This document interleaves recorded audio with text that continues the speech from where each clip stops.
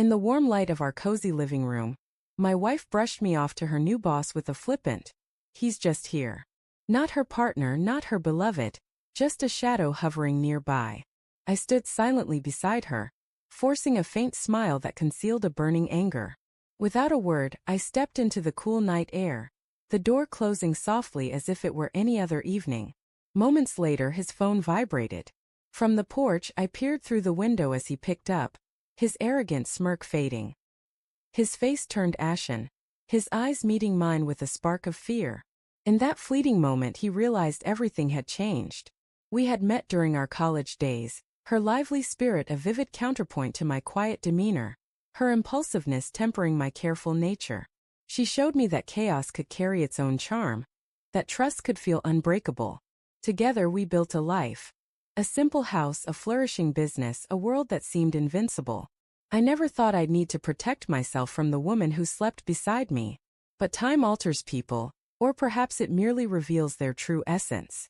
It started with her long nights at the office, then a new scent she claimed was a gift from coworkers. I noticed her muffled laughter over text she'd quickly conceal. I saw everything but kept my silence. Quietude has a way of drawing out hidden truths. One night, she left her laptop open, either reckless or overly confident. A video call lingered on the screen, his face glowing, her voice soft, too soft. I didn't lash out or challenge her. Instead, I gently closed the laptop and poured myself a whiskey. Rage fades fast, but a strategy lasts. Over the following weeks, I turned investigator, no longer just a spouse. I collected evidence with care, emails, hotel receipts, timestamp texts, discreetly taken photos. I had names, dates, locations, and most importantly, her intentions. I uncovered the truth about her boss. A married executive at the company I'd helped her join. A man whose influence teetered on a brittle reputation, vulnerable to a single scandal.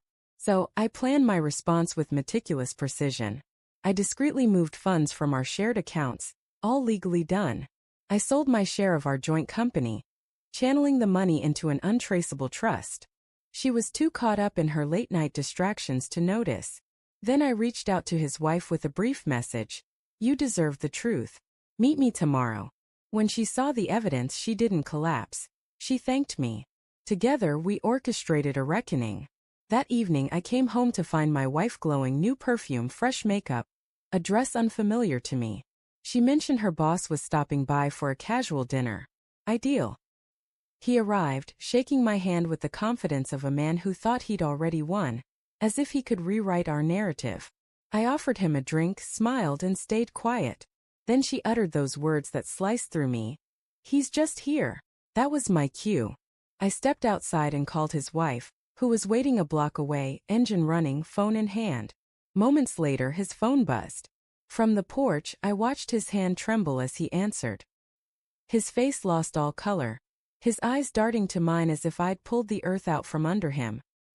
He didn't yet know his wife had already forwarded the evidence, recordings, photos, financial misdeeds, to his board of directors. Within hours, his world would collapse. My wife, standing close to him, noticed his expression shift. Confusion, terror, realization. She turned to me, eyes wide, sensing something was wrong but unaware of its magnitude. 2 days later, the police arrived, not for me but for him. Accusations of embezzlement, corporate fraud, and forged documents stacked against him. The affair was merely the fuse that lit the fire. As for her, I didn't raise my voice or accuse her. I simply handed her the divorce papers I'd prepared weeks before. When she asked if I could ever forgive her, I replied that forgiveness was no longer mine to give. She left the next morning. The house fell silent, almost peaceful. I poured a cup of coffee, stared out the window where I'd watched a man's life unravel, and allowed a subtle smile to cross my lips. Some mistake quiet for weakness, but in silence, revenge finds its cadence.